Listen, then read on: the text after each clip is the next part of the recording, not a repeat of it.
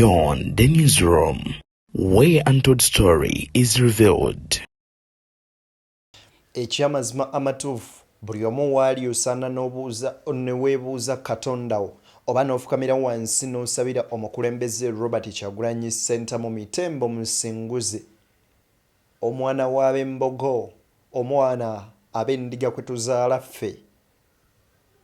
Ekyamazima amatuufu embeera gy'alimu olunaku olwaleero yennyamiza.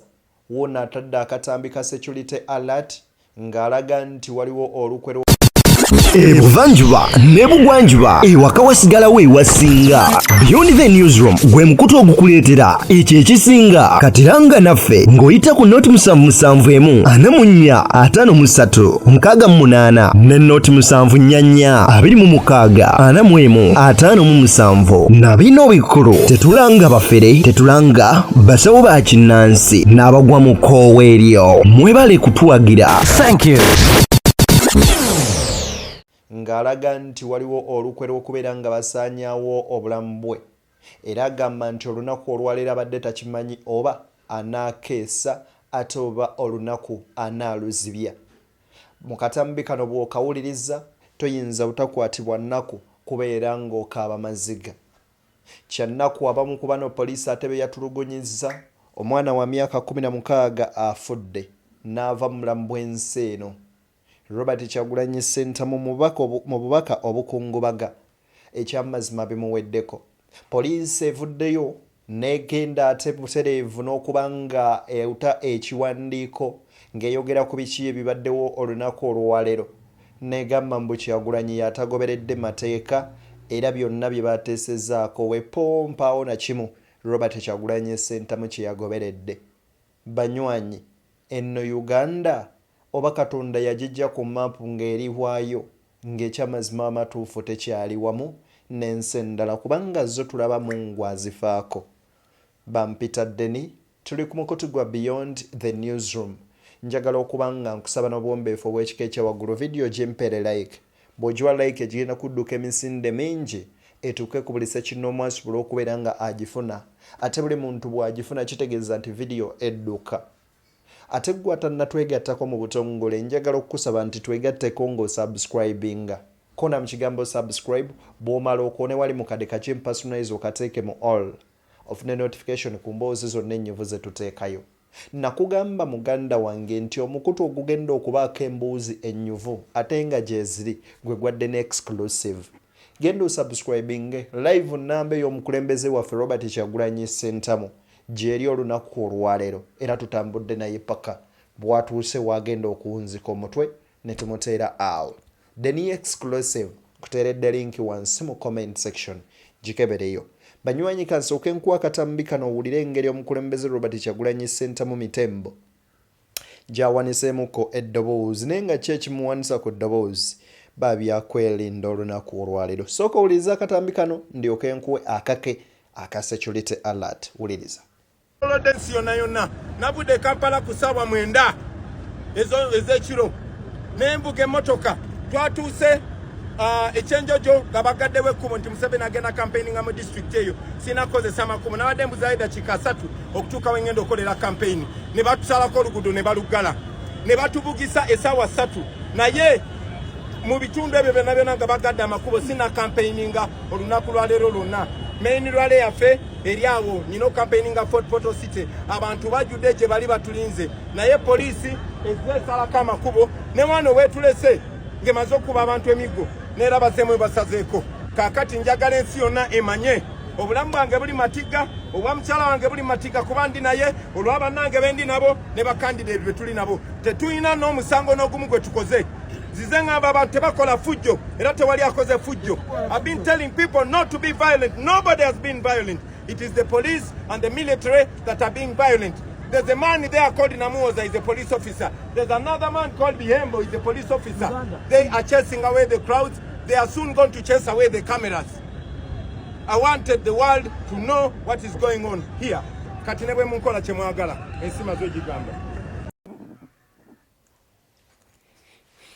Ekyamazima amatuufu bw'owuliriza ebigambo nga bino teweewuunya lwaki ttooni yange eba ekyuse kubanga ebintu nga bino bikwata ku mutima gw'omuntu yenna alina ennono ey'obuntu n'owulira nga n'amaziga gajja mu maaso go nga gayiika. Ku biki engeri poliisi oba ab'ebyokwerinda gy'engeri gye batulugunyizaamu abantu. Kale ekyamazima amatuufu kino nno kiraga obuswavu obw'amaanyi. Njagala onzikirize leero nnaku z'omwezi ziri 9. Nkusomere kino Bobi Wine yawandiise. Omwana mulenzi ono afudde naye bambi afiiridde mu bulumi. Agambye bw'ati. Saddened by the death of 18-year-old student Joshua Leon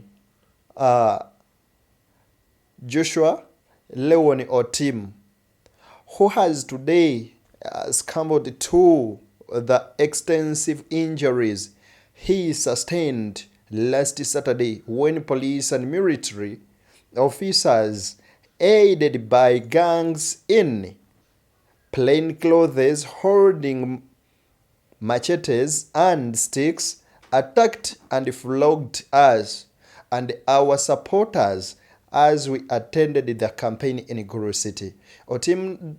Otim's death underscores the ongoing complicity of the Electoral Commission and all other state institutions mandated to ensure a credible, free and fair electoral process. We extend our sincere sympathies to his family and friends and demand prompt justice against all those responsible for his death. Omulenzi ow'emyaka 16 eyakuwa obubi ennyo mu bitundu eby'eggulu eno nno gye bakubira Dan Magic omutwe ne bagwasa avudde mu bulamu bw'ensi eno olunaku olwaleero. Kitalo nnyo nnyini ddala okulaba bannansi nga bafa mu mbeera efaanana bw'eti. Banywanyi sigenda kubeera nga nandaga kankuwe Security Alart ey'omukulembeze Robert Kyagulanyi Center. Muwuliriza. Tulina information nti baagala okunkolako obulabe ng'okulonda tekunatuuka. So nabadde ndowooza nti kyekyo ekiseera era n'ensaba bannamawulire bonna buli arecordinge atambuze amawulire ago oba oli awo kyekituyambye okusigala nga tuli balamu. Engoye zaffe baaziyuziza era nga bwe muziraba zonna kyanaku naddala okuba nti akakiiko k'ebyokulonda kasirise. Mr. Byabakama, you are the chairperson of the Electoral Commission, but you are conspicuously silent because you're part of these people. You cannot condemn the wrongdoing, the criminality, the extreme violence that is meted upon us. You do not condemn the continuous road blockages. It is unfortunate. Like I always say, Mr. Byakagaba, who is the Inspector General of Police, has only come out to blame us for doing what is agreed upon with the Electoral Commission. We are supposed to be campaigning here, but we are blocked from campaigning here. We don't know any reason. You don't give us any reason. To the people of Uganda, please know that these occurrences are supposed to be eye-openers for you, to show you where exactly we are, and to remind you that nobody is going to save us but ourselves. I'm not your savior. I'm only leading the charge. Everyone is a savior. I want to thank the people of Fort Portal for coming out and asserting themselves. Thank you very, very much. There was so much tear gas, there were so many bullets flying in the air, but you stood firm. Thank you very much. This message should go to all the people of Uganda. Remember, and I always say it, that these criminals in uniform are not many. Majority of police officers are good police officers. Majority of soldiers are good soldiers. And please don't look at them as your enemy. That uniform is a noble uniform. We must liberate that uniform, the police uniform, so that police officers once again can exist in this country with honor, so that we can be friends with them, so that we can coexist. Soldiers are not different from doctors. Ekyamazima matuufu nti omuntu yenna bw'aba n'ennono ey'obukulembeze aba wanjawulo ku kutulugunyizibwa n'okubonyeezebwa Bobi Wine kwabonyaabonyezeddwamu ng'akyasobola okuva mu statements ezeefaananyirizaako bwezityo ekyamazima aba muntu wa njawulo. Akutegeezezza ku Security Alart ezaze ngafuna ng'era ategeezebwa nti beetegefu okubeera nga bamusaanyawo ng'okulonda tekunnaba kutuuka. Era agamba nti kano ke kaseera kabadde asuubira nti ke kaddeko akasembyeyo era ebigambo byabadde ayogedde banywanyi bye bibadde bisembayo olunaku olwaleero. Okusinziira ku ngeri gy'azze nga awabulwa nti yeetegekeddwa nnyo okubeera ng'asaanyizibwawo abadde mu kaseera ak'akazigizigi. Ategeezezza nti tufeffe nnyini ffe tulina okwenunula so naye si yaliwo okubeera ng'atununula. He isn't our savior but we are our savior. Nti si ye mununuzi waffe aliwo wabula ffe banunuzi baffeffe nnyini nti buli omu aliwo okubeera nga anunula Uganda nti ye aliwo okubeera bubezi ng'akutte mu muli nti yakulembedde mu layini tusobole okuba nga tumugoberera naye guno omutemwa gwa buli munnansi okubeera nga yeenunula. Ebigambo ebyo bya Robert Kyagulanyi Center mu Mitembo. Agamba nti eno yonna embeera eriwo ekyamazima amatuufu yennyamiza era bw'ogiwulirizaako bw'oti yeekwasa ennaku. Baganda bange ekyamazima amatuufu bw'owuliriza ebigambo ebifaanana bwe biti ne bw'oba ggwe ani otuuka n'okulukusa ku zziga. Bino byonna nga biri bwe biti poliisi evuddeyo n'efulumya statement n'egamba nti ekibiina kya The National Unity Platform candidate wa Robert Kyagulanyi Center mwalemereddwa okubeera ng'agoberera amateeka n'ebiragiro nti tulina amakubo ge twamuwadde okuyitamu n'agagaana. Mubadde ku live nga mugiraba okuva ku makya abasirikale bamudirectiza nti yite eno n'avuga ku nsiko n'agenda ng'ali mu kkubo lya ttaka n'atuukayo ne bamubroking nga n'agamba ddeeno olwazeera ku maini ne bamubroking olw'okuba omwami gundi abadde alinako wagenda okampaininga kumpi ne district ezo.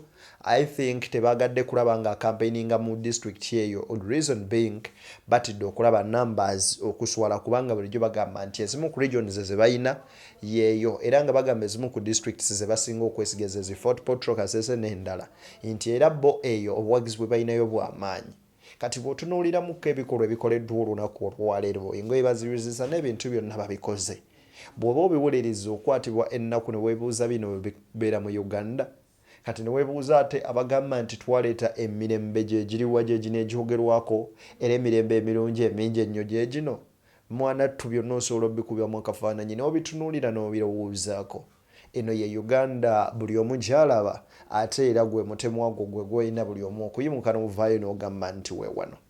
Njagala kuwa katambi kano eno kagenda bakawanvu ka ddakiika 5 tulabe ku mukulembeze Robert Kyagulanyi Center mu ng'atunnyonnyola byonna ebiyitiddwamu olunaku olwaleero era nzikiriza ntandika okubeera nga nkakuzannyira olabe ensonga zino. Tunuulira tubulire Joyce. Mbalamusiza bannaffe simanyi tuli live nsanyusa nnyo okufuna omukisa ogwogerako nammwe ku NTV. Twasimbudde ewaka ku ssaawa 9 ogw'ekiro abazungu bagamba ogw'okumakya. Twasimbudde ssaawa 9 ogw'ekiro ne tuvuga tusobole okutuuka amangu naye bwe twatuuse ekyenjojo twasanze amagye gasazeeko ekkubo. Museveni agenda campaign ngira kyenjojo n'olw'ensonga eyo tetukkirizibwa kuyita mu kkubo ne bwe nkubadde bwalibadde bukyali ku makya ne batuuzaayo twabadde tubuuzaayo dakika 40 okutuuka ne batuuzaayo ne twetooloola ne tuvugira essaawa 3:30 naye nga buli gye tuyita bagenda batusazeeko nga bwe tutuuka waliwo kye tuyita stopover n'otuuka mu kifo awali abantu n'emirya n'oyogera nabo naye byonna babitulemeseza nga gye tuyita abantu babakuba miggo. So bwe tutuuse tubadde tulina okugenda okampaininga ekabalole naye era batulemesezaayo ne tugamba kale engeri gye tuli okumpi kati katugende waki twogere n'abantu baffe Fort Portal City naye amagye gatukwatidde wano ne gatusibira wano bakubye abantu tiyagasi nze bankubye emiggo banjuziza engoye nga bw'oziraba abatali musango gwonna. Essaawa batukute wano ssaawa 9 n'obudakiika obutono bwabadde buyiseemu naye kakati ssaawa zisuseemu y'ekiro bakyatukwatidde wano. Kampeyini zaawedde ssaawa 12 ne tubasaba abasirikale abatukuuma ne tubagamba mwogere n'abo abasirikale batuleke tugende twebake kuba hoteri zaffe zabookingiddwa dda naye batusibidde wano tebatunyega tebatubulira kigendererwa kyabwe tetumanyi kiki kye bapulaninga. Mpozi ewasoose twalabe bakugamba nti eriyo candidate munno Yoweri Museveni abadde agenda kunoonya kalulu mu kifo ekyo ne bakugana okuyitawo eno babadde bakuwa nsonga ki?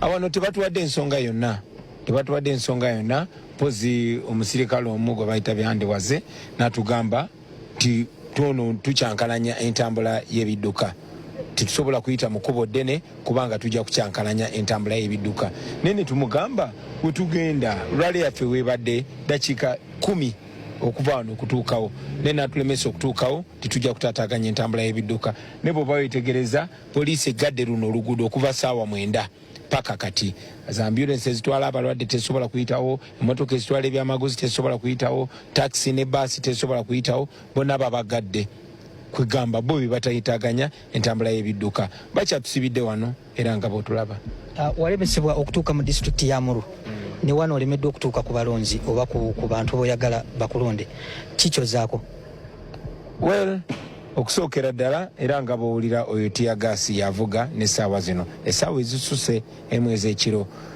tulowooza nti kigendererwa ky'abantu bano poliisi n'amagye bakozesebwa okututangira okutuuka gye tulina okutuuka tukampeininge kyebasinga okutya bwe buwagizi obungi bwe tulina mu bitundu bino baali tebasuubira buwagizi bwe twalina Arua bwe babulaba ne banduuza ne basalawo nti bagenda tukkiriza kwogera n'abantu baggulu era mwalaba eggulu nga batukuba miggo okutulemesa okutuuka ku bantu twasalinkiriza lukujukuju okutuuka ku bantu ne twogera nabo naye leero batulemeseza nga bwe batulemesa elegu nga bwe batulemesa elamo ewamu baleeta amagye na poliisi ne basalako ekkubo ne bagamba tokkirizibwa kuyitawo ewalala baleeta abayaayi nga bambadde t-shirt za NRM ne bakuba abantu emiggo nga bwe walabye eggulu kyanaku nnyo tina omwana omu omuto gwe bakubye yafudde so eyo yembeera gye tutambuliramu ffe tugenda kusigala nga tuli ku mazima mwami byabakama yakulira akakiiko k'ebyokulonda naye afuuse kyesirikidde tavaayo ku nsonga eno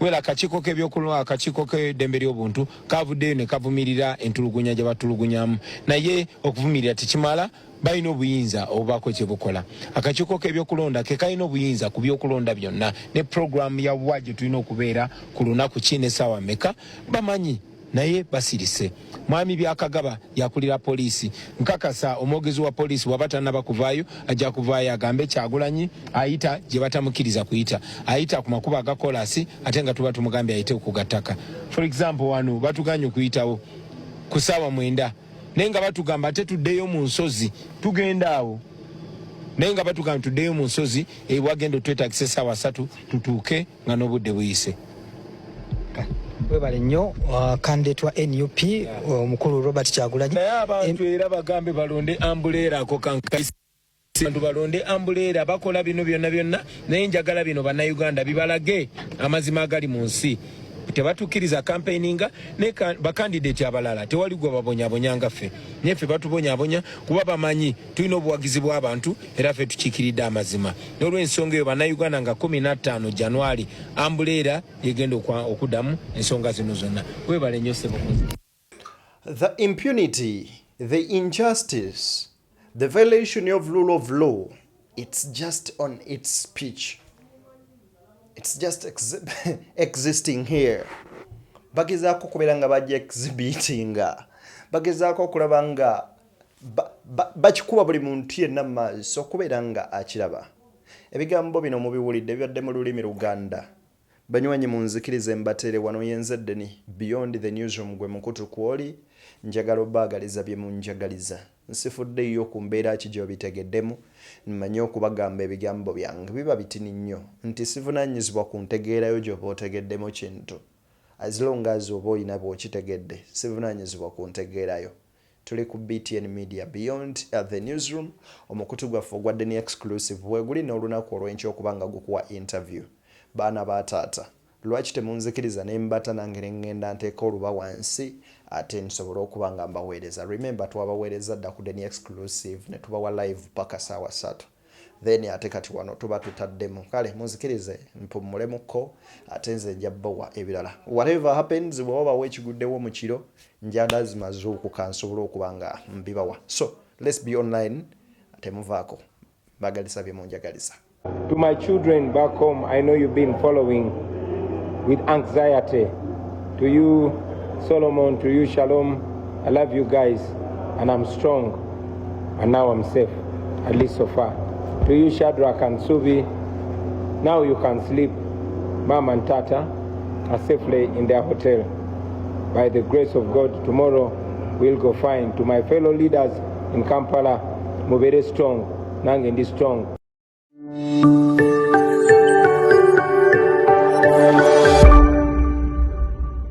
Beyond the newsroom, where untold story is revealed.